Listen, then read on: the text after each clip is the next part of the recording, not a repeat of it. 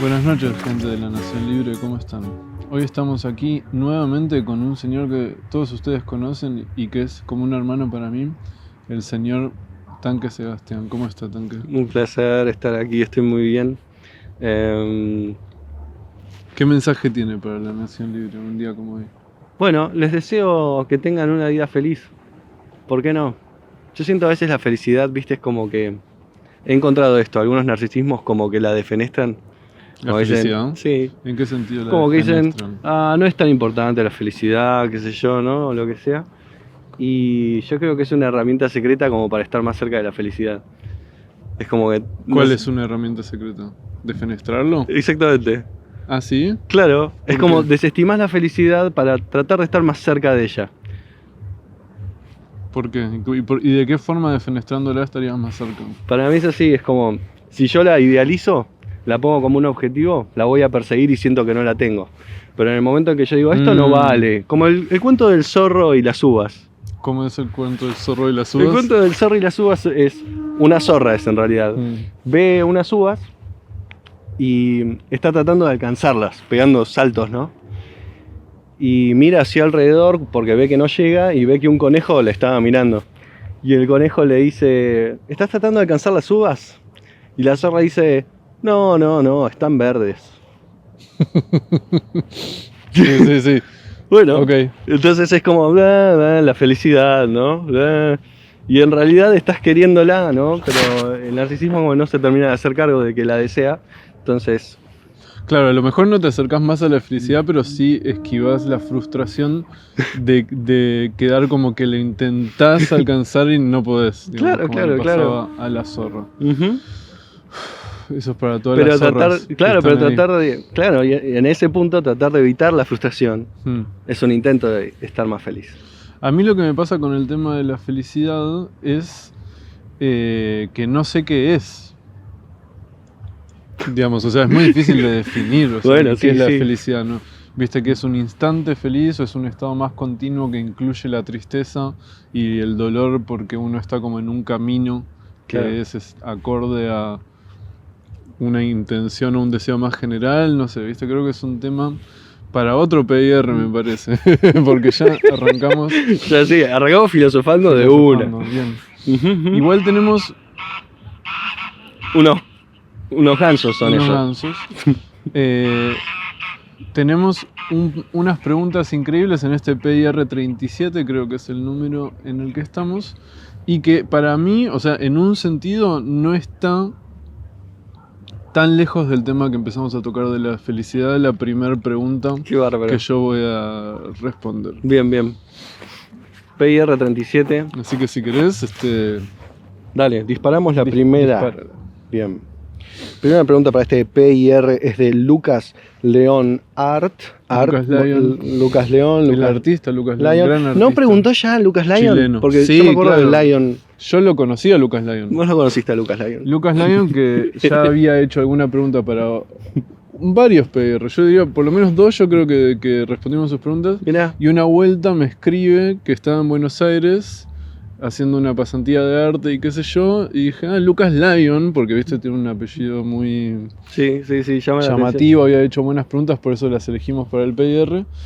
Y bueno, lo conocí un copado, la verdad. Lucas Lyon, síganlo, Lucas León Art, o no sé, algo así debe ser en Instagram, Sí. lo pondremos acá abajo. Lucas León Art. Y hoy hizo una nueva buena pregunta. Grande que Lucas aparece Lyon. Entonces en el PR. va con esta pregunta de Lucas Lyon, que es: ¿qué es la autoestima para el psicoanálisis? Cuando ponemos en acto el deseo, ¿se incrementa? Bien, decir- para, ¿le das de vuelta? Dale. Sí. Lucas Lyon pregunta. Lucas Lyon pregunta: ¿qué es la autoestima?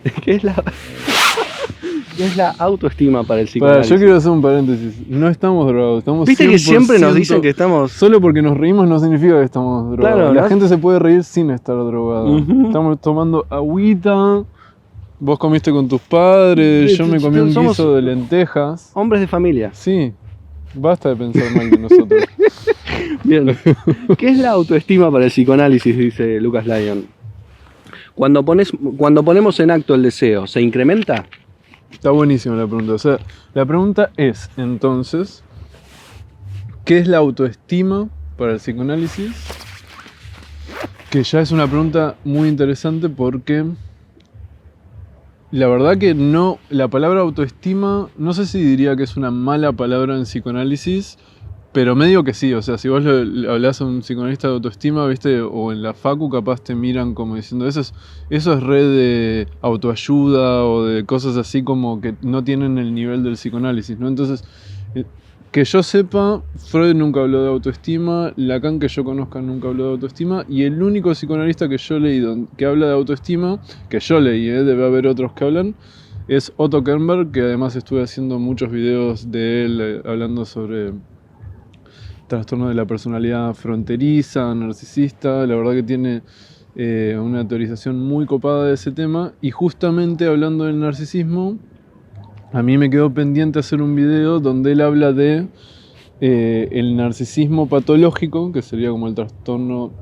narcisista de la personalidad, ya cuando el narcisismo se torna patológico, y lo distingue, cosa que me parece muy capa de él, porque no muchos hacen esta teorización de qué sería el narcisismo normal, ¿no? Y cuando habla del narcisismo normal, habla de la autoestima. Yo digo, mira qué interesante que Kernberg habla de la autoestima.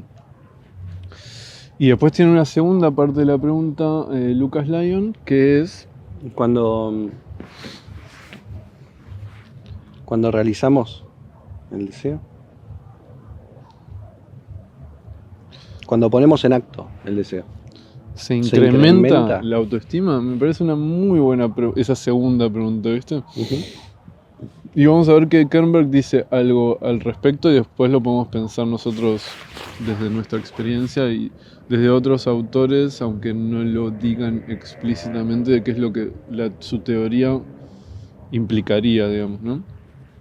Pero bueno, volviendo a la teorización de Kernberg entonces acerca de la autoestima, dice un par de cosas muy copadas.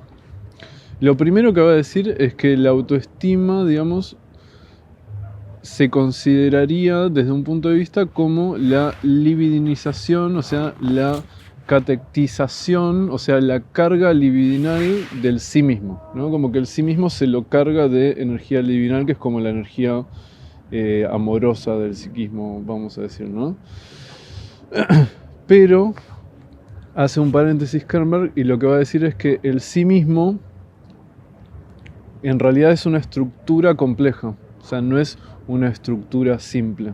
Quiere decir, el sí mismo no es una única cosa, el sí mismo contiene varios elementos, es una estructura compleja, ¿no? Tiene más de un elemento. Y lo que va a decir Kernberg es que, según su teoría, que es la teoría de escuela inglesa, digamos, de las relaciones objetales, un sí mismo sano, vamos a decir, es un sí mismo que integra tanto las imágenes buenas como las imágenes malas del sí mismo, ¿no? Entonces, él plantea que para catectizar correctamente al sí mismo y que eso genere autoestima, como paso previo, tiene que existir un sí mismo integrado, con las partes buenas y las partes malas, haciendo una síntesis. En tanto no está integrado ese sí mismo, entonces no hay una identidad estable y por lo tanto esa autoestima tampoco es estable ni profunda. Y ahora vamos a explicar un poco de qué se trata, es muy interesante. Acá, digamos, a mí viste, cuando yo lo pienso, porque como yo no diría que soy un chabón de escuela inglesa, viste, me intriga saber de las escisiones viste, en la escuela inglesa lo plantean muy de imágenes buenas o malas del sí mismo, en función de la parte, ¿cuál sería la imagen buena del sí mismo? La parte del sí mismo que ama al objeto. Y la parte mala, ¿cuál sería? La parte que odia al objeto. ¿Viste? Como que lo escinden en... amor-odio. Amor-odio, exacto, ¿no? Que sería como ser bueno o malo con el objeto amado, ¿no? Por ejemplo, el primer objeto, según esta teorización, vendría a ser en la mayoría de los casos la madre, ¿no? Y el sujeto se puede sentir bueno o malo según tiene esas experiencias, ¿no? Pero a mí me intriga pensarlo de simplemente las cosas que están escindidas del sujeto, ¿no? Si Claro. están integradas o no, como faltas o virtudes. Claro. Eso no es exactamente como lo piensa Kernberg, pero bueno, a mí me sale pensarlo Está buenísimo. también de esa forma. Mirá, en algún nivel siento que tiene algo igual de eso, porque a veces las cosas que escindimos o dejamos por ahí relegadas en el inconsciente y no queremos ver, son cosas que juzgamos como que son malas. En algún nivel, Ujú. sí. Sí, totalmente. Pero a veces son malas porque decimos, uy, no, esto, la frustración, no es bueno tener frustración, o no es bueno, no sé, o es malo. Sí. Sí, que ahí, digamos, no me quiero adelantar, pero claro, o sea, a veces las cosas que consideramos que son malas porque fueron catalogadas de esa forma en función de, por ejemplo, no sé cómo se dio la crianza, entonces Sí. sería en un sentido fallar a la demanda materna, entonces hacerle un daño, o digamos, ¿no? Entonces se puede relacionar con la parte de amor y odio, ¿no? Mm. Bueno, la cuestión es que Kernberg va a decir entonces que cuando no está integrado el sí mismo en todas sus facetas, ¿no? O sea, no está integrado en estas imágenes buenas y malas, entonces se da el mecanismo de escisión, que lo que termina haciendo es como dividiendo el mundo entre bueno y malo, entre blanco y negro, y entonces, por ejemplo, podría pasar que el sujeto diga, no, yo soy, todo lo que es bueno soy yo, y nada que sea bueno puede estar afuera de mí, ¿no?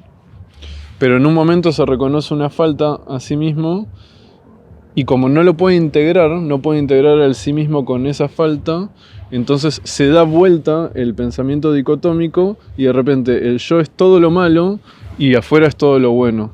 Y empieza a alternar entre esas dos polaridades, que es mucho de lo que le pasa a las personas fronterizas.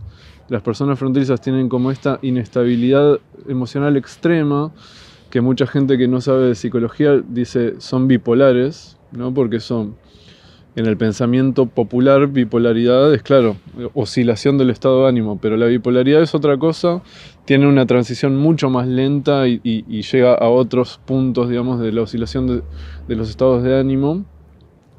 En cambio, el borderline, digamos, o el fronterizo, tiene esta oscilación constante en, por ejemplo, idealizar a una persona, idealizar a un objeto amado y demonizarlo, y al mismo tiempo a sí mismo, pensar que es la gran cosa y después pensar que no vale nada, y tener miedo al abandono porque no vale nada, o abandonar al otro porque piensa que no tiene valor, y está todo el tiempo en este tira y afloje, ¿no? Sí. Típico. Y algo parecido pasa también con la estructura narcisista, que también utiliza mecanismos de disociación y bueno, las personalidades esquizoides, ¿no? Que son las que más usan estos mecanismos de defensa de disociación. Entonces lo que Kernberg va a decir es, en tanto está en juego esta no integración del sí mismo, entonces el autoestima es muy inestable, ¿viste? Y no se puede amar uno a sí mismo, porque en realidad lo que está amando es como una especie de falso self idealizado de sí mismo, y no puede integrar las faltas. O sea, para la teoría de la escuela inglesa es muy importante aprender a amar a los objetos, y eso tiene como consecuencia, o digamos, no sé cuál es primero, medio que se da al mismo tiempo, ¿no? Como amar al objeto y a sí mismo, tanto con sus cosas buenas como con sus cosas malas, ¿no? Poder lograr esa integración, lo que se llama la posición depresiva. No sé si la tengo que explicar brevemente qué es lo que es para los que no lo sepan. Lo introduzco muy brevemente. Es cuando el sujeto que tiene dividido, por ejemplo, a la madre entre una madre totalmente mala y una madre totalmente buena, según lo frustra o lo gratifica, en un momento se da cuenta que en realidad es una misma madre, y entonces el sujeto se da cuenta de que la amaba y al mismo tiempo la odiaba, porque pensaba que eran objetos distintos, y cuando se da cuenta que parte de su agresión iba al objeto amado, teme destruir el objeto amado, se siente culpable, se siente mal, intenta repararlo. Esa es la posición depresiva de Melanie Klein, digamos. que tiene todo que ver con la teoría de Kermer de cómo se va armando la posición depresiva y la capacidad de amar verdaderamente, ¿no? Que es no cuando hay un objeto idealizado, sino cuando hay un objeto total, un objeto que puede percibir, según esta teorización, en sus dimensiones más realistas, con sus grises, con, ¿viste? Ahora vamos a explicar un poco de eso. Y al mismo tiempo eso permite también amarse a sí mismo con sus faltas y no necesariamente pensar que uno solo puede ser amado en tanto es absolutamente perfecto, ideal y contiene todo lo que es bueno, ¿no? Entonces ese es un buen primer punto. Sí. ¿Ibas a decir algo de esto? No. No. Sigo, entonces. Es muy interesante, esto ya desde el punto de vista clínico, ¿no? Todo esto es clínico también, ¿no? Pero es muy interesante cómo Kernberg ubica que la integración del sí mismo, de estas partes buenas y malas, es lo que garantiza también de que exista una continuidad de la experiencia de sí mismo en el tiempo.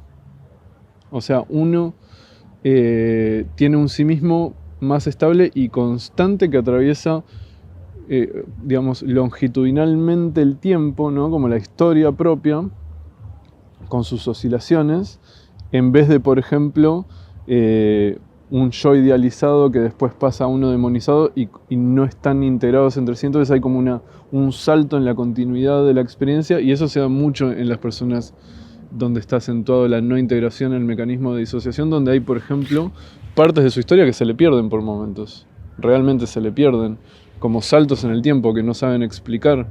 Realmente se les va de la memoria. Entonces a veces confabulan e inventan lo que imaginan que debe haber pasado en ese momento, pero no se acuerdan realmente.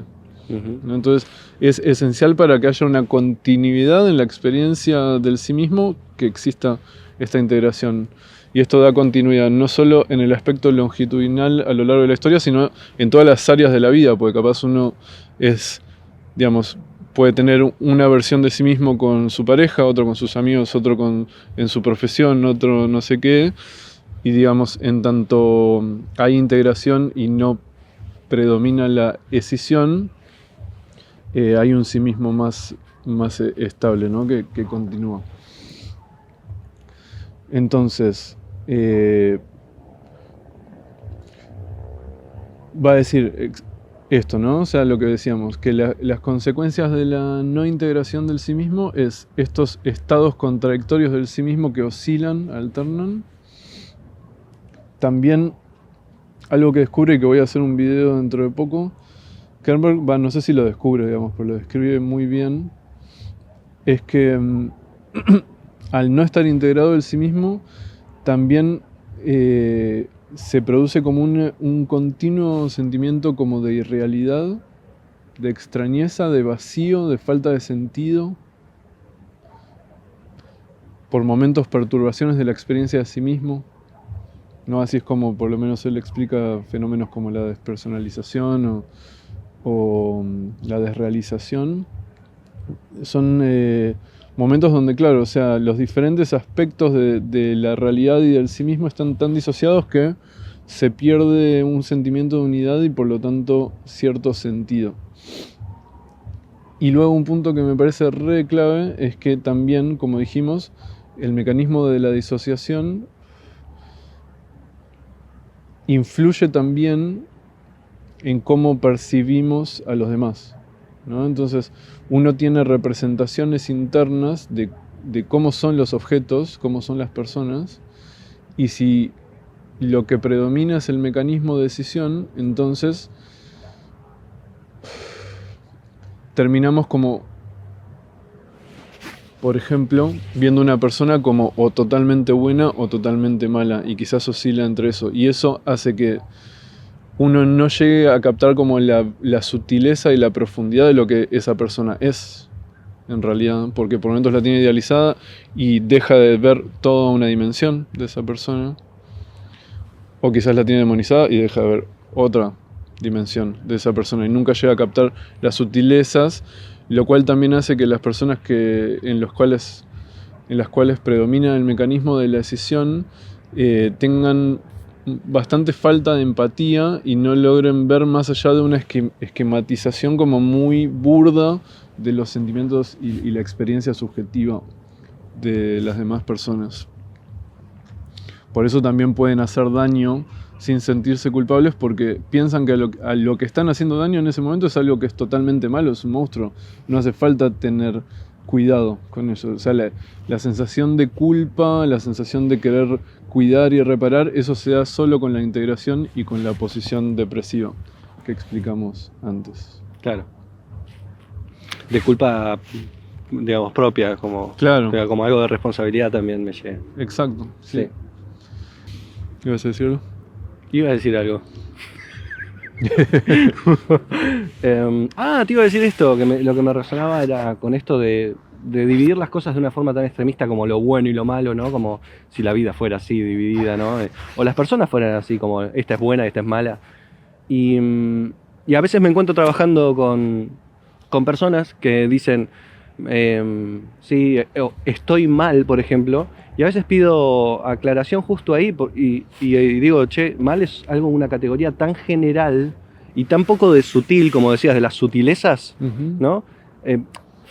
Para mí en el análisis es muy importante ser preciso. Totalmente. Me siento triste, o me siento enojado, o me siento avergonzado, o me siento con culpa, pero eso es más preciso y ayuda mucho a hacer el hilo que decir me estuve sintiendo mal, ¿no? Claro, mal es como algo mucho más general. Claro, es algo como mal y bien, funcionan así como tienen muy poca sutileza. Es eso, y son poco precisos. Y mira, está buenísimo porque eso... Kernberg habla, por ejemplo, de que dice que hay niveles de integración, viste, como todos son grados. Claro.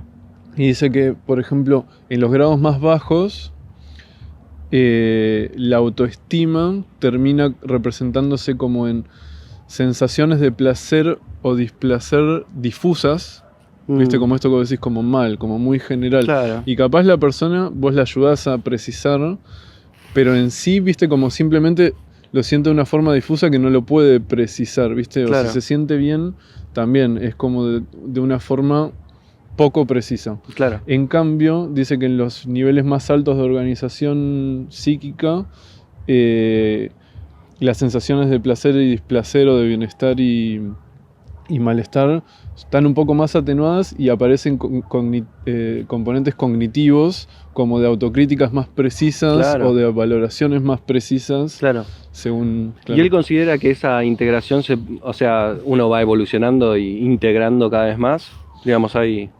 Sí, yo entiendo que la teoría de las relaciones objetales de escuela inglesa, digamos, según sus variantes, porque hay varios pensadores, es bastante de un desarrollo evolutivo, ¿no? Claro. Como que uno arranca escindido con, claro, la posición esquizoparanoide y luego llega a la posición depresiva y hasta puede haber vaivenes.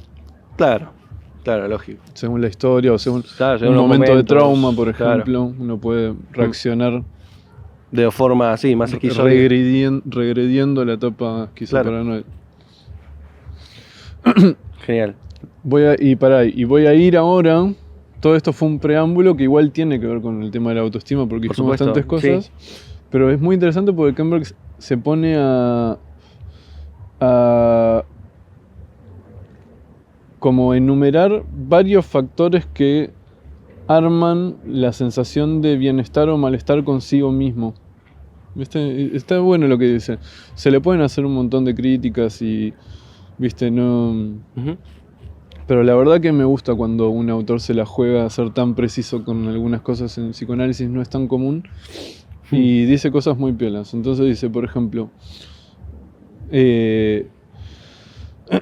¿cuáles son componentes que influyen en cómo uno se siente de bien consigo mismo? Dice, por ejemplo, uno es lo que tiene que ver con las metas yoicas, ¿no? O sea, uno tiene como una idea de cómo le gustaría ser o qué le gustaría conseguir. Él hace el énfasis en que esta idea, digamos, o este ideal de lo que a uno le gustaría hacer, no es el super yo, después va a hablar del super yo, ¿no? Pero uno también tiene deseos como, digamos, no super yoicos de qué le gustaría conseguir o quién le gustaría ser, ¿no? Entonces esas metas, en tanto uno las consigue o no, se puede sentir bien, o si falla o pierde una posición que era deseada para sí mismo, se puede sentir desamparado o triste. Y eso es totalmente así, totalmente lógico. Todos experimentamos eso según los triunfos o fracasos, digamos, en función de nuestro deseo, ¿no? Otro factor que él toma en cuenta es lo que él va a llamar el mundo de los objetos internos, ¿no? Porque en esta teorización el psiquismo está armado de representaciones de sí mismo, como dijimos antes, representaciones buenas, malas, escindidas o integradas, y lo mismo de los objetos, ¿no? Entonces, por ejemplo, uno contiene psíquicamente representaciones internas de, por ejemplo, el objeto materno, ¿no? Y uno, si tiene un objeto materno suficientemente bueno que logró integrar los aspectos buenos y malos, es un objeto suficientemente amoroso como para poder apoyarse en él psíquicamente en los momentos donde uno se siente frustrado con la realidad externa, ¿no? Como que la imagen que uno tiene de sí mismo y el amor que uno se da a sí mismo, para Kernberg, mucho también tiene que ver con cómo se imagina visto por los objetos internos, ¿no? Es como si uno se viera a sí mismo, pero ¿desde dónde se ve? Desde cómo lo ve ese objeto interno internalizado, ¿no? Ese objeto internalizado. Entonces, en tanto los objetos internos estén mejor integrados, porque si está muy separado en uno totalmente bueno y uno totalmente malo, si te agarra el objeto interno totalmente malo, cagaste, digamos. Pero en tanto hay una buena relación con los objetos internos, que también obviamente tiene que ver con la historia de la vida, y suponete, si te tocó un gran maestro, te tocó una muy buena novia, te tocó, qué sé yo, viste, un gran amigo, también te puedes ver a través de los ojos de estos objetos internos y tolerar la frustración de la vida, digamos, en tanto uno experimentó amor, ¿no? Claro. Recuerdo una frase de John Frusciante, que es uno de mis músicos favoritos. En su carrera solista tiene una canción que se llama Ascension, Ascensión, no sé cómo se dice. Ascensión. Ascensión, ¿no? Sí, sí. O Asunción. No, Ascensión. Ascensión. Sí, más bueno. Como Sí. que uno va subiendo, ¿no? Y bueno, y básicamente la letra, para hacerlo corta, habla como de... En un momento repite mucho, dice, una vez vos me salvaste, ¿no? Y ahora estoy subiendo y ni siquiera lo tengo que intentar, ¿no? Estoy ascendiendo y ni siquiera lo tengo que intentar. Y me acuerdo que un maestro mío, de hecho un mentor muy inteligente, Salvetti, vamos a nombrarlo, me hizo la interpretación de que ese una vez me salvaste era el amor. Una vez me amaste lo suficiente como para salvarme, y yo era haciendo sin ni siquiera intentarlo, Claro, ¿no? como sin... A mí me llega también como si fuera sin esfuerzo. Sin esfuerzo, eso está mejor. Como si fuera como que el amor te asciende. Uh-huh. Me encanta. Está re bueno, ¿no? Uh-huh. Entonces ese es el segundo factor, digamos, el mundo de los objetos internos. El tercer factor sí es el factor superyoico, porque eso también existe, de que en tanto, por ejemplo, si uno tiene, vamos a llamar, ideales heredados de las expectativas, ¿no? De los progenitores o de la sociedad, o lo que uno vaya internalizando y que vaya constituyendo el superyo, en tanto falla a esas expectativas, se puede sentir mal totalmente, eso influye, y en tanto las cumple también se siente orgulloso y se puede sentir mejor. Sea eso narcisista o no, neurótico o no, digamos, eso influye en el estado de ánimo, ¿no? Viste, en los análisis a veces pasa que uno capaz no se guía tanto por si la persona se siente mal o bien en ese momento, por eso puede ser engañoso por el narcisismo, ¿no? Porque uno Sí, claro. puede venir un paciente recontra reangustiado y uno se da cuenta que en realidad hizo un paso en función del deseo, de un deseo reprimido, y que eso implicó fallar a una demanda y se siente re mal, pero bueno, pero fue un paso en esa dirección.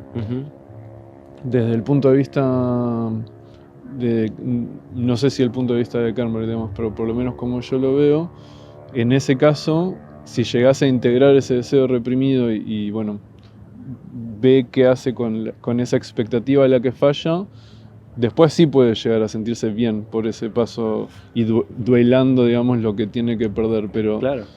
pero sí fallar al ideal genera malestar, genera como una baja autoestima. Uno se puede sentir una mierda, por ejemplo, como le pasa a los depresivos, ¿no? Que al fallar a ciertos ideales como que se empiezan a sentir una mierda y hasta caen en mucho autocastigo, como autoflagelo. Sí. No puedo haber gozado de fallar en la demanda. Sí, para mí está buenísimo eso que decís porque en esta sociedad está tan común pensar que el dolor es malo y el placer es bueno y la vida no es así. No es tan sencillo. No es tan sencillo y no sé, a ver, en tantos ejemplos más concretos incluso se puede pensar cómo el dolor está en función de la sanación. Como, no sé, te cortaste, te pones agua oxigenada o alcohol y duele, ¿no? Pero te está ayudando a cicatrizar. Está buenísimo. Sí. Sí, totalmente. Sí.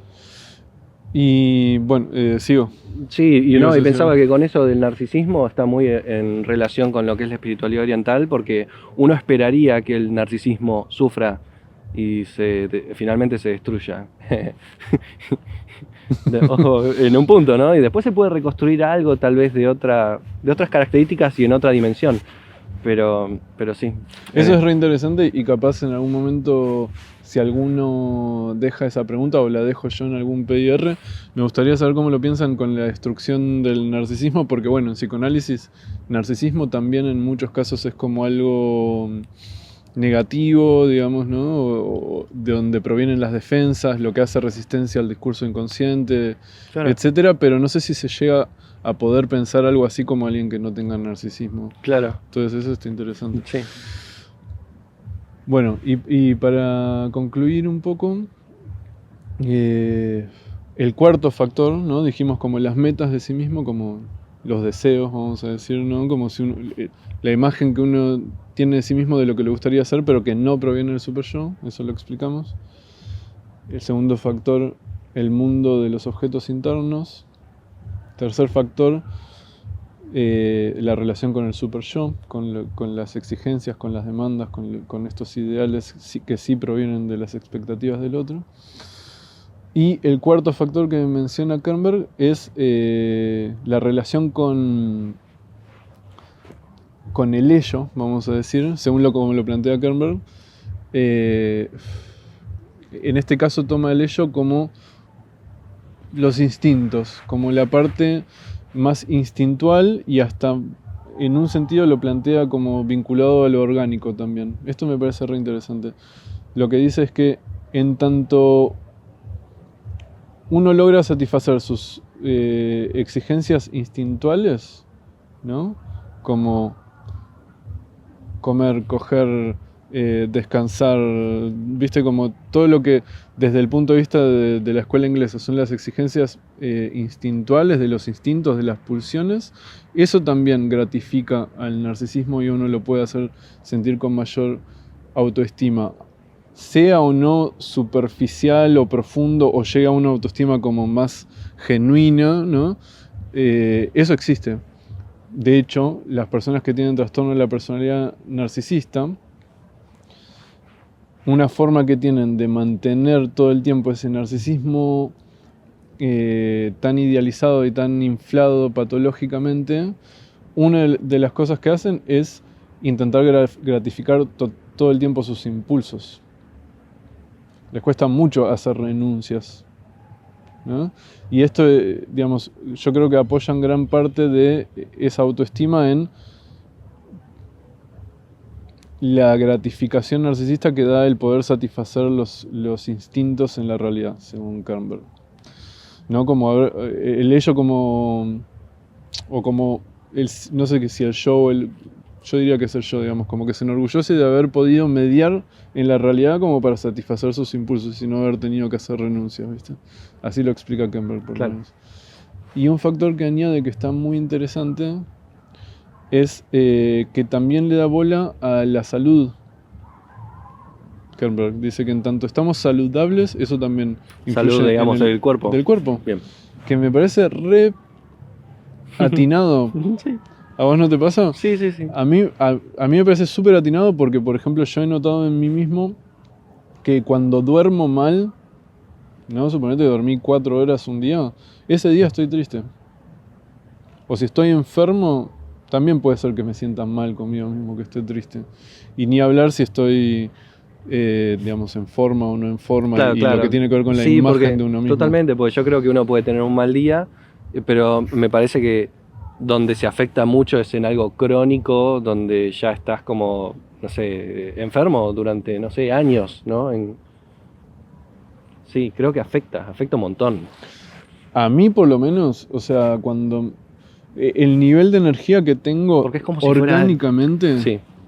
influye en si me siento con autoestima o no, te lo juro. Claro. Sí, porque en mí. a mí Yo lo que me llega entiendo. es como que es algo muy básico. Muy básico. En algún punto, ¿no? Che, me amo lo suficiente como para cuidar este cuerpo. Claro, O sea, ¿no? sí. O sea, no sé si es... Creo que es como dos caras de una misma moneda, ¿viste? Cuando no sabes si algo crea eso, si es causa o efecto, pero creo que es caras de misma moneda. Yo creo que también, o sea, que es, Como- por un lado, me amo lo suficiente como para cuidar mi cuerpo, y por otro lado es, che, me estoy sintiendo bien. O sea, Sí. eso es lo que me gusta de esa teorización de Kernberg, porque, por ejemplo, Lacan, muy raro, y sobre todo los lacanianos, ¿no? Que hablen del cuerpo orgánico. Sí. Quizás no es de lo que nos ocupamos en el psicoanálisis, pero que influye en la autoestima, yo estoy de acuerdo con A mí Kernberg. me gusta en general cuando alguien puede tener una visión más holística y tomar en cuenta esos factores. Me parece que es valorable. Para mí Como, también. ¿Cómo vas a, digo, cómo negar lo orgánico? O sea, En mí por lo menos pasa.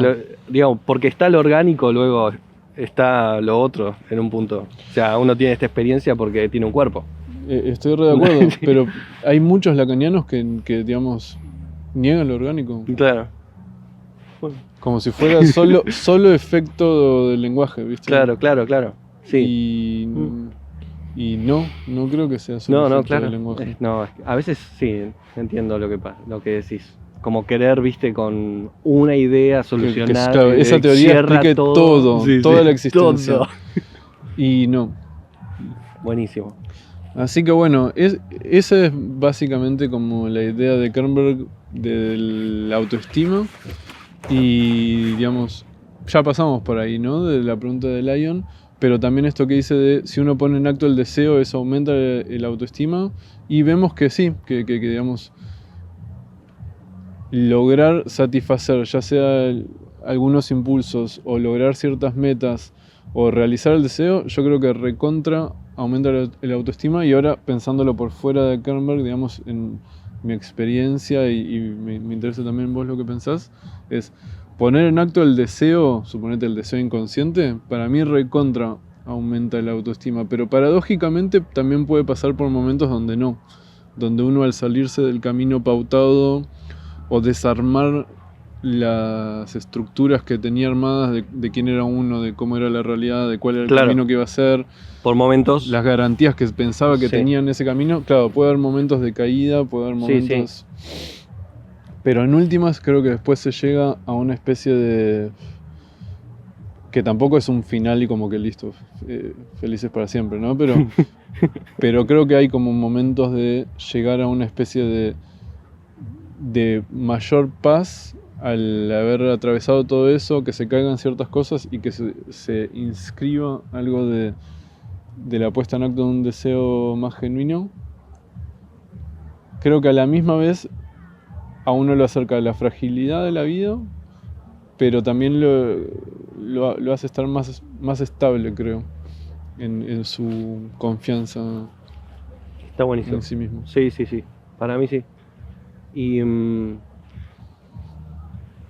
sí, No sé si tengo mucho para agregar, o sea, yo hace no tanto justo hice un video sobre el valor propio, que está muy conectado en un punto, pero es otra perspectiva, digamos. Yo lo que propuse ahí es que el narcisismo nunca logra valer suficiente, porque vive en la comparación, digamos, está todo el tiempo de, uy, pero él tiene más cosas, uy, pero él tiene tal cosa, y siempre vas a encontrar infinitas formas en las que te sentís poco valioso si vos te estás comparando con otros, ¿no? Que es un mecanismo propio del narcisismo porque existe y se construye en base a compararse con otros. Está buenísimo eso. Sí. Y que el otro tipo de autoestima del que hablo en ese video es como otra dimensión en donde simplemente te reconoces único, irrepetible e incomparable. O sea, simplemente nadie me puede vencer siendo Francisco Sebastián. Nadie es mejor Francisco Sebastián que vos. Nadie puede vencerme en ser Francisco Sebastián. Realmente nadie lo puede hacer. Y claro, y te das cuenta de la esencia única, irrepetible, invaluable, incomparable del ser. Es como otra dimensión. No lo planteo como una dimensión distinta, donde no podés comparar nada con nada en un punto, ¿no? Está buenísimo lo que decís. Y si alguno piensa que es mejor Francisco Sebastián que él, manda un video. Claro, que lo pruebe. Manden videos a matiastavil@gmail.com con su mejor versión de Francisco Sebastián. Y vemos quién es mejor. Vemos quién es. Exactamente. Pero mira, ¿sabes lo que te iba a decir? ¿Viste a Andy? Sí. Un amigo que tenemos en común, hace rato me insiste y nos insiste que hagamos el análisis de la serie Evangelion. ¿Cuál es el significado? Épica serie. Y por lo que yo entendí, me falta ver la película, pero por lo que yo entendí, tiene que ver con lo que vos decís. Como que es todo el tiempo esto de sentirse en falta, ¿no? Porque la competencia y no sé qué. Y finalmente es como tipo, no, yo soy Shinji-kun, yo soy Francisco Sebastián. Y soy único y ahí está el valor. Claro, que ahí está el valor. La vi 2 veces, pero no me acuerdo. La verdad que vos viste algo que yo no vi ahí. Es lo que recuerdo, capaz. No, debe estar buenísimo. Me encantaría verla de nuevo. La verdad es una serie que siempre me fascinó, sobre todo el final, que el tipo está flotando en el espacio. Eso, en esa parte. Yo, ¿quién soy? Todo así. El final de Evangelion es como... Es tipo, ¿qué carajo está pasando? Sí, increíble. Sí, está buenísimo. Si les interesa que analicemos Evangelion, déjenlo acá arriba. Dale, buenísimo, bueno. Así que bueno, pasamos a la segunda. Dale. Bueno, vamos con la segunda pregunta entonces de este PIR37. Esta pregunta es para el tanque Sebastián y dice así. Esta es de Nicole David. Y dice así. ¿Se puede pensar un espacio analítico que conjugue la espiritualidad? ¿Cómo sería? Gran pregunta. Glorioso, Nicole, muchas gracias. Muchas gracias a todos los que preguntaron y muchas gracias a todos los que preguntaron cosas similares, porque la verdad que cuando pedí ahí por Instagram, todos me pidieron más o menos eso, o muchos me pidieron en realidad eso, que de alguna forma, bueno, ¿cómo haces, no? ¿Cómo interpretás o cómo manejás toda tu cuestión espiritual, que es, ¿no? Mi cuestión espiritual, con el psicoanálisis, ¿sí? ¿Cómo se puede conjugar? Y bien, aclaro algo, yo empecé con espiritualidad en realidad, ¿no? Me topé con algo a los 16 años, me enteré que existe la iluminación espiritual y no paré hasta, no sé, sigo, pero digo, hoy no ya en búsqueda de la iluminación como en otras épocas, sino más porque ya la conseguiste. Porque ya la conseguís, sino simplemente gozando un poco más de la vida, ¿no? Pero sigo descubriendo y despertando de cosas, porque la vida no termina nunca, y está buenísimo eso. Va, qué sé yo, no sé si termina. O sea, el cuerpo sé que termina, pero la vida no sé si termina. Claro, yo sé que la vida se fue del cuerpo, pero no sé a dónde se fue. Bien, a ver, entonces, yo arranqué por ahí, ¿no? Y luego, a raíz de un par de libros que leí de psicólogos que eran astrólogos también, estudié psicología. Bueno, en la facultad había bastante psicoanálisis, aparte lo conocía este ser, que es un fanático de psicoanálisis, y teníamos charlas y charlas y charlas de psicoanálisis, y bueno, y yo aportando también mi visión espiritual. Ahí yo aprendí espiritualidad. Claro, y yo de psicoanálisis. Está bien, en la facultad también, ¿no? Pero Pero bueno, pero mejor con él, sí. Bueno, y a ver, ¿cómo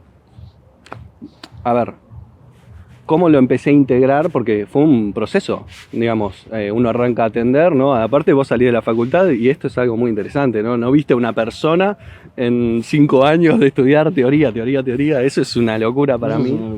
Pero me di cuenta que muchas carreras son poco prácticas. En general es como teoría, y después caes al laburo y decís, uy, ¿qué onda? ¿No? Hay muchas carreras que son así. Y además pensaba esto, perdón que te interrumpo, o sea, por ejemplo, Jung no vimos prácticamente nada, o sea, de toda una rama del psicoanálisis que puede tener que ver con la espiritualidad o de cosas que sean así como más holísticas, no. No, casi no nada. No sé si vimos algo de mindfulness en relación a la terapia cognitiva, Por ahí. puede ser, pero muy poquito. Sí, pero claro, en realidad hubiera estado bueno de última que te digan de qué se trata, ¿no? ¿Qué es meditar? Ponele, no, eso no, para nada, que es lo más conectado con mindfulness. Pero era todo muy teórico, ¿no? Todo, memorizate el texto, repetí, la verdad el sistema educativo se puede mejorar. Pero bueno, a ver, es algo que fui integrando. Y empecé haciendo un posgrado de psicoanálisis, 2 posgrados de psicoanálisis en Buenos Aires, donde te brindan pacientes, o analizantes, consultantes, como te guste llamarlo, y luego tenés un grupo de supervisión donde podés, que vos también hiciste uno en el Centro 2. En el Centro 2. Bien. Y ahí yo cuando inicié procuré ser lo más entre comillas, psicoanalítico posible, porque ¿qué es eso, no? Pero voy a ir a esto, bien. ¿Qué es lo que yo tomé y hizo resonancia enseguida del psicoanálisis? La técnica. La teoría me copa, pero, yo estoy como atravesado por otra teoría de alguna forma, que es la espiritual, entonces mis lecturas, o no sé si se dice hermenéutica, está como más atravesada por todo mi conocimiento de espiritualidad oriental, que sería, para hacerla corta, budismo zen, taoísmo, sufismo y Advaita Vedanta. Entonces mi hermenéutica está como más atravesada por eso. Ahora, ¿desde qué punto de vista yo soy psicoanalítico? Para mí soy psicoanalítico desde la técnica, o por lo menos desde un aspecto de la técnica, porque resuena mucho con lo que es espiritualidad oriental. ¿En qué punto? Bueno, ¿qué es la técnica psicoanalítica? De parte del consultante analizante tenés la asociación libre, ¿no? Diga todo lo que se le ocurra. Incluso mi analista jamás me dijo diga todo lo que se le ocurra ni nada similar. Dejó que yo hable, o sea, no hizo falta, ¿no? No hizo falta. A veces hace falta igual, ¿no? Abrir a la asociación libre. Y esto es lo interesante, de parte del analista. ¿Qué es lo necesario? Bueno, Freud lo define como atención parejamente flotante. No sé si vos en algún video ya lo habrás explicado, pero... Y en alguno capaz, ¿viste? Alguno por ahí. Lo hablamos un poco con Bruno Bonoris. Sí, lo vi ese. ¿Lo viste? Sí, está buenísimo. Que Bruno trabaja muy bien los aspectos técnicos de la técnica psicoanalítica. Sí, está buenísimo. Me gusta cómo lo planteo. Sí, que hablaba de la compresión, ¿no? De la señal. Bien, yo lo voy a explicar desde mi perspectiva, porque además mi perspectiva es la mía, qué sé yo, y está atravesado por el punto en donde resonó. Porque la atención parejamente flotante, cuando yo leí ese concepto, que es, como yo lo entendí, es simplemente escuchar todo, no juzgar como un contenido más importante que otro y dejar entrar todo por igual, de alguna forma, en lo que es sistema de valoración, ¿no? Como entra todo y todo tiene el mismo valor. Bueno, en lo que es atención parejamente flotante, yo encontré una resonancia muy grande con lo que es estar en un estado meditativo. E incluso creo que estar en un estado meditativo tiene más puntos que son muy útiles para pensar en el momento de lo que es la práctica psicoanalítica. ¿Por qué? Porque en la meditación, por ejemplo, meditación zen o la meditación del taoísmo también, o de Advaita Vedanta, vos lo que te permitís ser un espacio vacío que no juzga. no condena el material, no lo juzga, no lo sobreinterpreta, simplemente está como un espacio que da la bienvenida, ¿sí? Y para eso es muy importante hacer un trabajo analítico o de cierto tipo de desprogramación, digamos, en un punto de depuración de tu narcisismo, porque no es fácil estar abierto a la vida y recibirla tal y como es. Generalmente le estamos cargando con un montón de significaciones que nos fueron dadas por condicionamiento de esta sociedad, que ya lo hablaste vos en la primera pregunta, ¿no? Condicionamiento de esta sociedad o trauma o, bueno, cuestiones del narcisismo que hace falta como purgar de nuestro campo.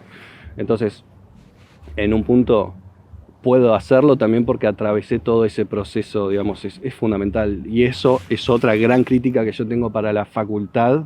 ¿Cómo puede ser que vos estudies psicología y no te pidan que hagas un proceso analítico? De algún tipo, una terapia, no sé. ¿Cómo puede ser? Es una locura que eso no... Para mí. No sé. No, entiendo lo que decís. Lo Claro. sugieren, o sea... ¿Lo sugieren? Sí. Bueno, Lo complejo de eso es... falté esa clase. No, pero lo han dicho. Sí. Pero lo complejo de eso es que para hacer un trabajo por lo menos analítico, uno tiene que tener como algo que ir a analizar, ¿no? Entonces Claro. a uno le pueden sugerir, tenés que hacer análisis, pero después uno tiene...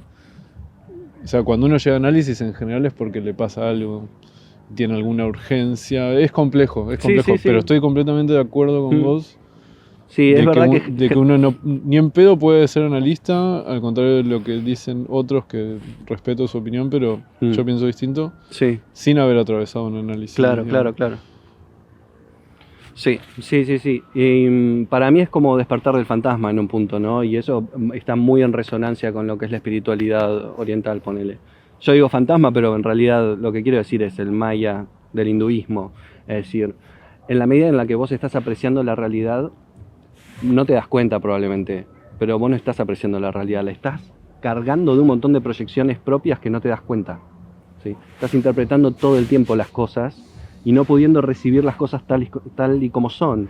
Y en la meditación lo que uno hace es habilitarse como un espacio libre de narcisismo de alguna forma. ¿Sí? Es como que yo me suspendo, ¿no? O porque elijo suspenderme como era en un principio, o porque cada vez hay menos yo, que es lo que me pasa hoy. Me habilito como un espacio vacío, como un canal que puede recibir el mensaje con la menos cantidad de lentes y, digamos, tintes personales. ¿Sí? Está increíble eso, perdón, no sé. Lo que quería decir que se me venía a la mente, que para aportar, porque está zarpado lo que decís y que tiene que ver con la atención parejamente flotante, de que creo que una de las dificultades es como soportar, digamos, no entender, ¿no? Totalmente. O sea, como uno proyecta porque quiere ya querer entender qué es lo que pasa y ya empieza, sin saberlo a veces, a armar teorizaciones. Y por ejemplo, una de las cosas que tiene increíbles Freud, que es una de las razones por las cuales es hermoso leerlo y por eso también, no sé, Lacan toma sus casos clínicos y los puede hacer una lectura distinta a la de Freud, porque Freud cuenta todo lo que observó. Freud hace su teoría, pero permite que uno pueda hacer otra lectura de eso, porque cuenta todos los... O sea, no sé si todos los... Pero digamos, es muy capo observando y registrando los elementos, porque sabe hacer ese esfuerzo de no hacer ojos ciegos a lo que no entra en su primera idea, sino de que capta todos los elementos, aunque parezcan discordantes entre sí, enigmáticos, y lo registra, digamos. Claro. Es muy difícil el ejercicio y está buenísimo. Simplemente es tipo, veo estos elementos, no sé qué significa, pero veo estos elementos. Claro. Está buenísimo. Y bueno, y en un punto lo que la meditación y lo que es, digamos, el despertar espiritual para estas doctrinas que nombré, tiene que ver con darte cuenta de lo poco que sabes. Es decir, Sócrates llegó a lo que los maestros espirituales dicen en otras partes del mundo o en otra época, que solo sé que no sé nada. Bueno, eso es fundamental en lo que es la espiritualidad oriental, ¿sí? Según una maestra contemporánea que se llama Unmani, es un dejarte caer en un total no saber. Es poder caminar sin saber, ¿sí? Cuánto de la mente a veces es todas las convicciones que tenemos de cómo son las cosas, ¿no? En el fondo son creencias. De hecho, Lacan tiene una frase que dice: todo saber es en parte un creer saber. Entonces, poder estar en un estado de no saber, y eso ayuda para que digas, bueno, no tengo preconceptos, no tengo prejuicios, o los menos posibles, para poder recibir a alguien lo más vacío posible. Y tiene que ver mucho con esto, de no apurarte a comprender. Muchas veces uno quiere apurarse. ¿Por qué? ¿Por qué no puedes estar en un estado de no saber? ¿Sí? Eso es fundamental para la espiritualidad, y me parece que para el ejercicio del psicoanálisis también. Poder estar sin saber. Y de hecho, a mí me gusta atender sin saber a quién voy a recibir, entre comillas. O sea, sé que se llama, no sé, Mauro.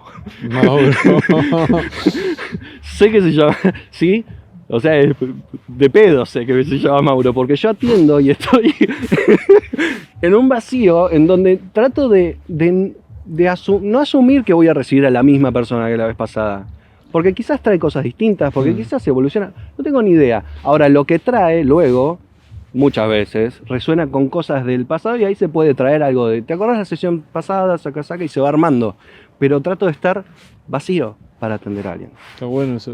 Lo tomás como el río de Heráclito, como que el río no es nunca el mismo, sino nunca, que claro. hay movimiento, digamos. La persona que viene no es la misma que vino en la sesión No es la pasada. misma. No es la misma. Quizás puede tener algún patrón repetitivo, y ahí estaremos hablando de, bueno, a ver, está más o menos cristalizado este narcisismo en tales puntos, ¿no? Y cuando lo trae, ahí lo trabajamos. Pero si no lo trae, no digo, no introduzco un tema del pasado si no tiene sentido.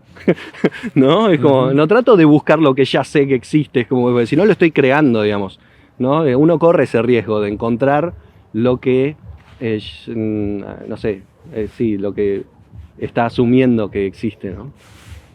Entonces, eso es como muy fundamental para mí. Es un estado meditativo, contemplativo, y tiene que ver con ser un poco más como en un punto un espejo. Porque no todas, pero muchas de las devoluciones o intervenciones que hago tienen que ver con repetir en un punto lo que veo. Tan simple. Es tan simple. So simple. So simple, porque el solo hecho de repetirlo, yo no digo literalmente palabra por palabra, pero repito lo que veo, es decir, hago un reflejo de lo que veo. A veces parte del reflejo de lo que hago tiene que ver con algo no dicho, pero que está, ¿no? Está entre líneas. Claro, está entre líneas, o está en la emocionalidad con la que lo dice, y entonces se puede empezar a interpretar cuál es el conflicto, qué es lo que duele, o qué es lo que, bueno, lo conflictúa. Y entonces, eso es lo que porque ¿qué pasa? Si yo tengo un narcisismo muy presente, no tengo nada de análisis, y vivo la vida como juzgando, interpretando, sin darme cuenta que estoy viviendo en mi propio fantasma, corro el riesgo de atender a alguien y cargarlo con toda mi porquería, ¿sí? Y bueno, mejor no. Por eso para mí es muy importante hacer un trabajo muy fundamental de desprogramación en un punto, o caída en el no saber, poder volver a esa base del no saber. Y bien, cuando arranqué, por eso digo, arranqué muy psicoanalíticamente, pero muy meditativamente también. Bien, bueno, por eso cuando arranqué bastante desde ese lugar, digamos, que para mí era lo que entendía por método psicoanalítico. Y arranqué mucho con asociación libre del parte del otro y un estado de meditación, contemplación más o menos vacío de preconceptos, creencias, etcétera, para poder recibir lo que hay. Y en esa época devolvía bastante poco, que no me parece malo. Pero ahora voy a ir a ese punto también. Tuve la primera tendencia que tuve es decir poco, digamos. Me pareció bueno. Me pareció bastante inteligente de mi parte. En principio, ¿no? Y ahora voy a seguir con eso. Pero quería agregar algo más, que cuando yo estoy en ese estado meditativo, ¿no? Y recibo a alguien, y si aparece una ocurrencia, no lucho contra ella, no me parece que está mal, ¿sí? No es que no puedo tener nada en mi cabeza, o sea, no, lo que necesito es recibir a alguien sin preconceptos previos, como, pues no, sino estar lo más vacío posible, y la ocurrencia que aparece, que aparezca no por una motivación, sino por, uno no sabe bien por qué, pero digo, no aparece por la motivación de necesitar comprender, necesito entender, ¿no? Eso no está. Dar una respuesta. Es poder no estar, claro, es exactamente, poder no dar una respuesta, poder no saber. Y si la ocurrencia aparece, ahí sabes que aparece, pero no desde una urgencia por comprender, que eso lo habla Lacan, ¿no? O sea, no tengan no me acuerdo cómo es que dice, usted seguro lo recuerda mejor, pero dice como, como que no se apresuren a comprender, eso. ¿No? Sí. Entonces, la ocurrencia que venga, o incluso el saber que venga para ser dicho, puede ser no tanto desde la urgencia de tener que comprender o de tener que saber, sino como algo que viene para ser dicho desde una espontaneidad, una naturaleza meditativa, digamos, ¿sí? Como que no hay presión por ser el mejor analista del mundo. Y de hecho, a mí me pasa que incluso aclaro, y me gusta aclararlo, que yo no soy la voz de la verdad, ¿no? Yo lo que digo, lo digo porque se me cruza, y también lo digo para que cuando yo se lo ofrezco al que está del otro lado, le digo, mirá, fíjate, esto es lo que se me cruza, ¿sí? Y evalúalo, por favor, con tu propia autoridad. Claro. Entonces es como si mi narcisismo nunca estuviera tratándose de ponerse en el lugar del que sabe, sino que se lo devuelvo a él el poder, ¿no? A él, ella, quien está del otro lado, y mi narcisismo no necesita ponerse en el lugar del que sabe, y eso paradójicamente hace que el espacio esté lo suficientemente vacío de narcisismo para que algo, para mí, más inteligente hable a través de mí. Y para eso también tengo todo un ritual de invocación, de que eso sí es bien espiritual, y lo incorporé estos últimos años, ¿no? Que me parece que está buenísimo. Yo no lo probé, pero me hace totalmente sentido que te haga entrar a la sesión distinto. Claro. Contalo porque está buenísimo. Bueno, dale. Una de las primeras cosas que digo, antes de atender el teléfono, digo, elijo atender a tal persona. Una de las primeras cosas que digo es, elijo atender a tal persona para acompañarla en el proceso de su evolución multidimensional. La palabrita. Está buenísimo. Y después digo, con la intención de que esa evolución pueda desarrollarse de la forma más acorde con el deseo más íntimo de su corazón, que desde la lógica de la espiritualidad es el deseo que el universo plantó en el núcleo de su ser. Entonces es lo que el todo quiere y es lo que realmente él quiere, él, ella. Y también digo, bueno, es larga, digo, también... No, está buenísimo. Bueno, bien, lo digo. Bueno, sigo con la mística. Esto lo aprendí con una muy poderosa mentora, mentor y mentora, eran dos, que eran más de una corriente medio chamánica. Ella era belga y él era ruso. Muy interesantes los dos, eso fue hace unos años. Pero otra de las cosas que digo es, en la medida en la que las dos almas lo necesiten y lo quieran, puedan amplificarse los canales que nos unen de corazón a corazón, de mente a mente y de chakra a chakra, con el centro de la madre tierra y el corazón del cosmos, o sea, tipo, la totalidad así. Entonces abro canales, es algo medio místico y bueno, creer o reventar a mí me ha funcionado tremendo. He empezado a tener... la verdad es que las sesiones dieron un salto cuántico, literal. Algo más que digo es, pueda yo ser un vehículo óptimo para la expresión de la voluntad divina. O sea, me habilito como canal, nada más. Yo no soy el que sabe, algo sabe. Y lo invito a que hable a través de mí, ¿sí? Y me hace totalmente sentido de que todo lo que, viste, no sé, el poder de la palabra es zarpado en psicoanálisis, sí. Se le da mucha bola por lo menos.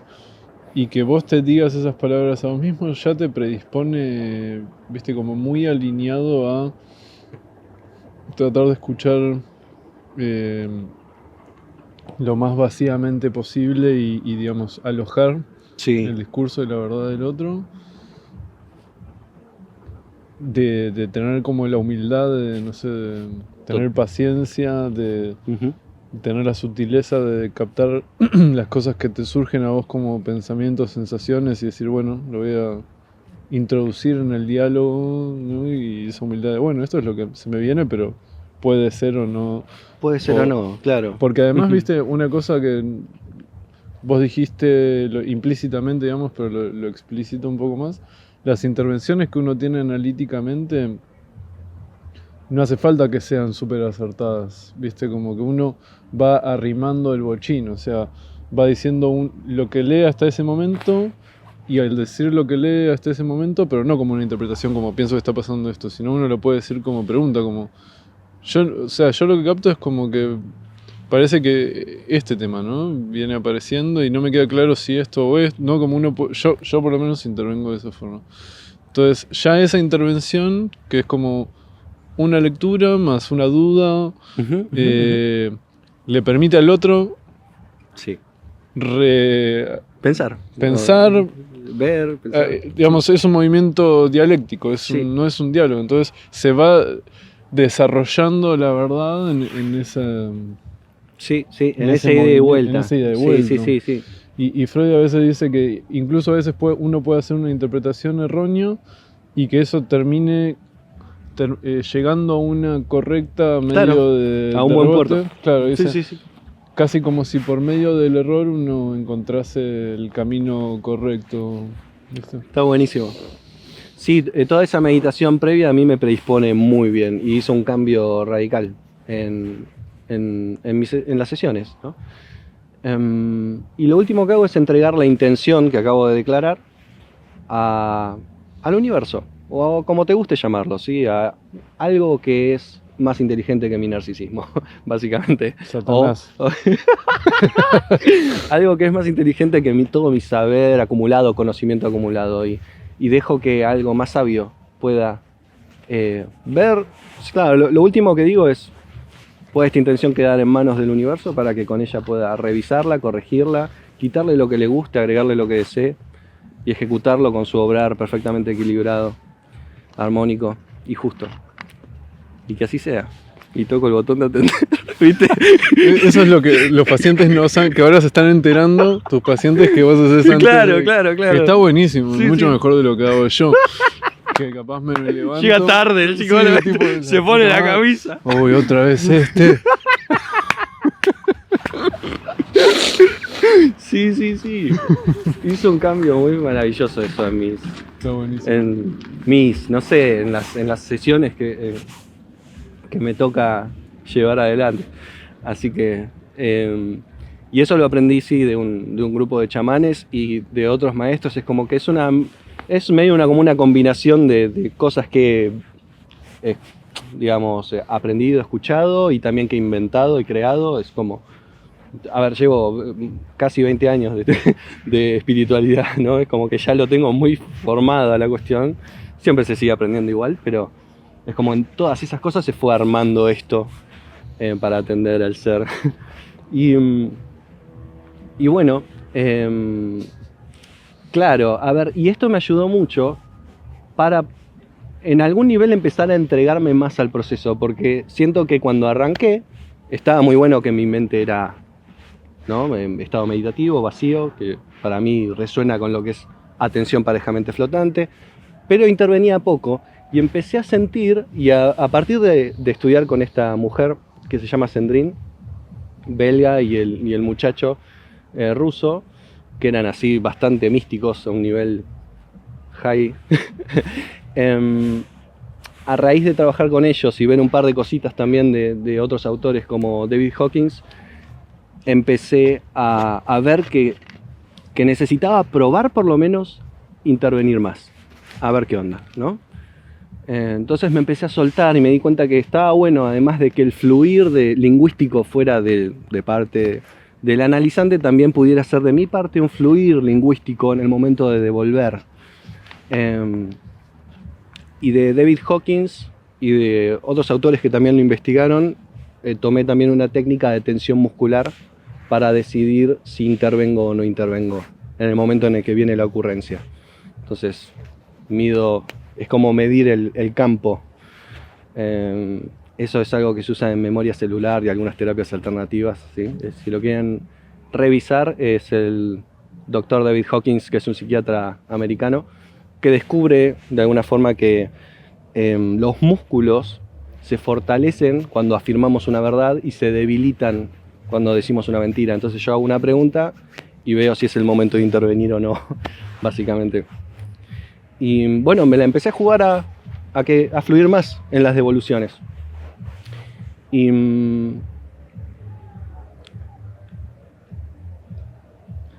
estoy pensando si me falta algo más. Yo tengo una pregunta para hacerte. Dale, buenísimo.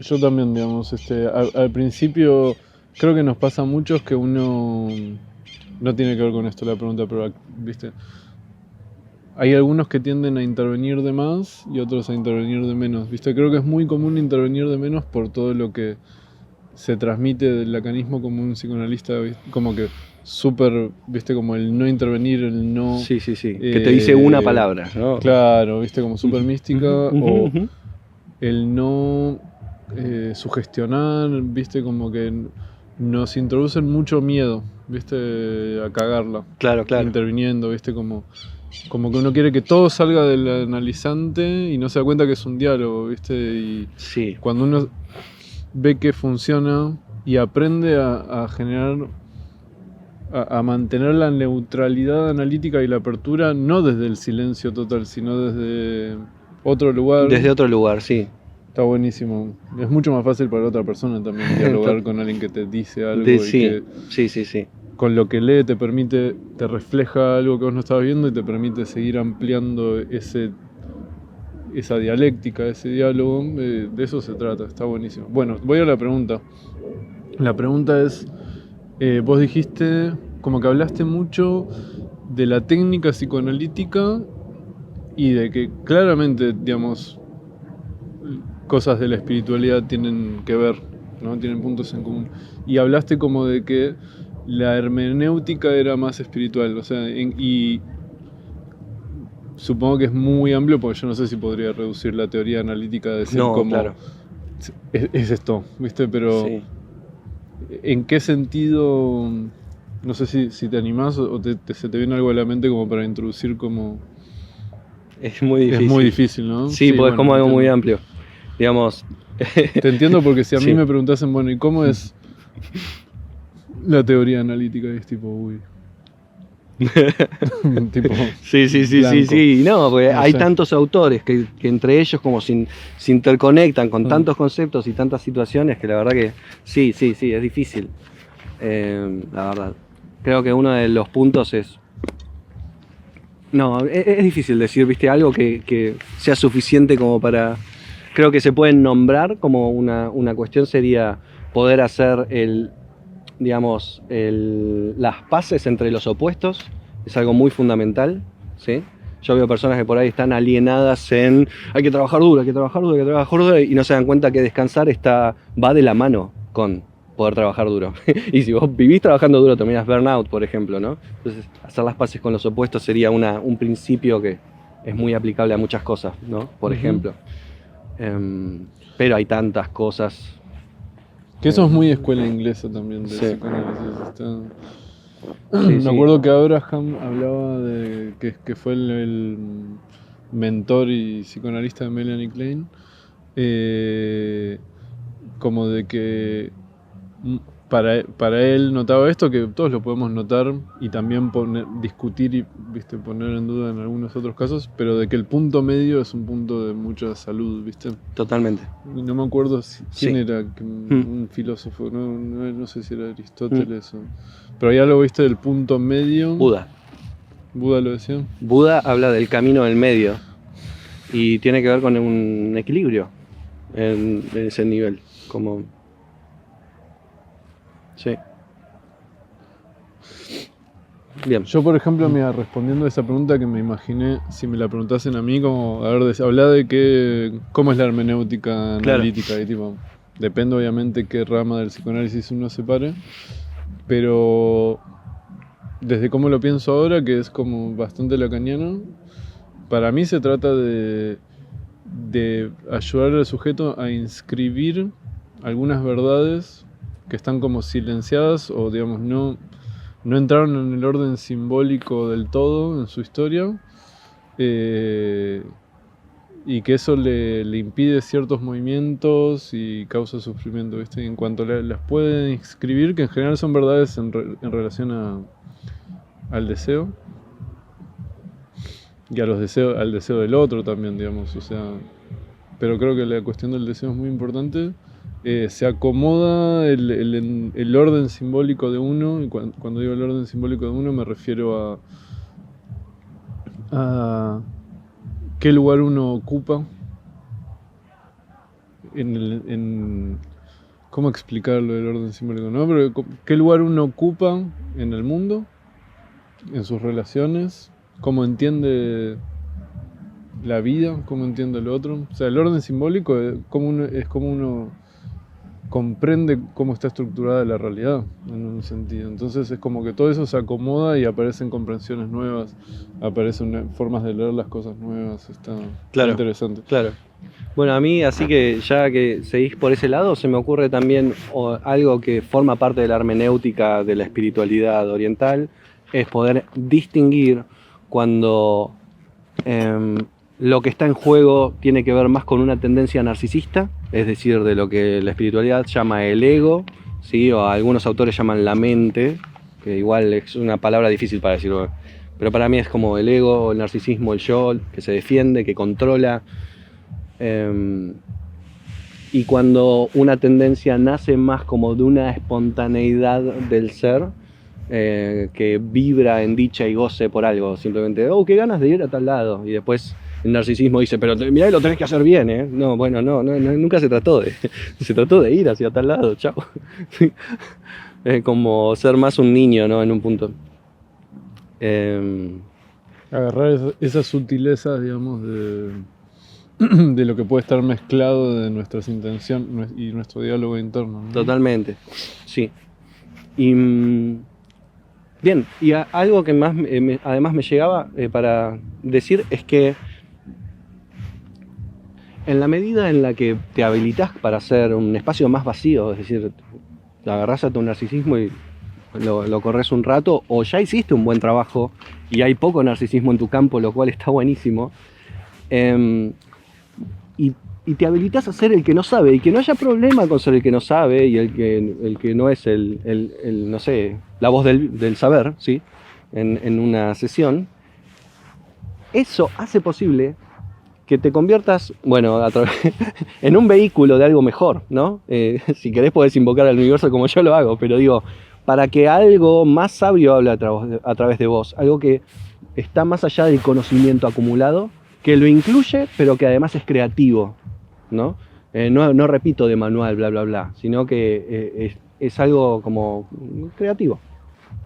Eso habilita también a que a veces termino dando devoluciones incluso tempranas, pero no porque necesito entender, ni porque necesito ser nadie, sino porque se brinda el espacio para hacer devoluciones tempranas y a veces son buenísimas, ¿sí? Incluso en primeras entrevistas he dado devoluciones que la persona le vino genial, ¿no? Y dimos en el clavo. Entonces, el tema es poder habilitarte para ser el que no sabe en un punto, para ser un canal vacío y confiar, porque es parte de entregarte en un punto, ¿no? En vez de tener todo el manual, ¿viste? Si dice tal cosa, le voy a responder tal otra. O tener tanto en tu mente los preconceptos de cómo son las cosas, tener nada ahí y recibir un ser único y irrepetible que te va a decir cosas que nadie más te va a decir nunca más. Es como, estate en ese momento único para poder responder de la forma más adaptada posible a ese momento. Y eso me conecta con otra pregunta que me hicieron, que era sobre inteligencia. ¿Qué es inteligencia, no? Por lo menos para la espiritualidad, inteligencia es una adaptación tan justa al momento presente que y es, digamos, es la mejor adaptación que puedes tener al momento presente sería ser inteligente, ¿no? En vez de actuar con todo tu conocimiento acumulado y programado. O sea, el conocimiento está buenísimo, léete todos los libros, pero deja que se asienten en vos y olvídatelos. Porque algo queda, ¿no? Queda en el inconsciente. Entonces confías en esa inteligencia, pero no hace falta que conscientemente lo estés tratando de controlar, ¿no? Sino que es más un dejar ir, un soltarte a esa experiencia. No sé si tengo algo más para decir. Sí, creo que sí. Entonces, bueno, para redondear la pregunta, ¿cómo lo conjuego? Bueno, meditativamente, contemplativamente, soy ese vacío. Y después también habilito a que algo pueda hablar a través de mí, hasta lo invoco. Y me dejo ser en ese, sin expectativas, sin tener que ser el mejor psicoanalista, sin tener que hacer nada, como siendo un humano, ¿no? Abriéndome y dejando que el otro se abra porque lo contengo tal y como es, no lo juzgo, sí que es muy fundamental. No digo, este es tal, esta cosa. Solamente puede venir y decir, uy, me parece que está atravesando un duelo. Pero me cuido mucho de no alienar a un sujeto con todas mis creencias y saberes prefijados, porque reconozco que del otro lado tengo un ser, sujeto, único, irrepetible, que viene a consultar y que es humano. Entonces soy en ese sentido como muy, no sé, amoroso, ponele, porque para mí el amor fundamentalmente es darle un lugar a ese otro, como que, bueno, nada. En un video hablé sobre eso y es una frase que a vos te gustó, que dice así, el espacio que está libre, el espacio interno que está libre de narcisismo es el espacio en el que podemos recibir a otro. Y básicamente tiene que ver con algo de esto que estoy hablando. El narcisismo queda por fuera y puedo recibir a otro, ¿no? Ese espacio que para la espiritualidad se llama conciencia en sí, ¿sí? Espaciosidad consciente. Ese espacio es naturalmente amoroso porque aloja a alguien tal y como es. Le da la bienvenida, así, tal y como es. Bueno, hermoso, amigo. Bueno, espero que haya quedado claro. Siento que me arriesgué en contar un par de locuras remísticas. Y bueno, pero es pero es lo que hago. Sí. Uh-huh. No, para mí estuvo buenísimo. Buenísimo. Así que bueno, gracias a todos por sus preguntas. Gracias Lucas Lyon y gracias Nicole David o algo así. Sí. David. Puede ser. Si quieren, o sea, primero lo que pensaron, déjenlo acá abajo, obviamente. Y si tienen alguna otra pregunta para que respondamos en el próximo PIR, déjenla aquí abajo también. Muchas gracias. ¿Tanque? Muchas gracias. Y la seguimos en la próxima sesión.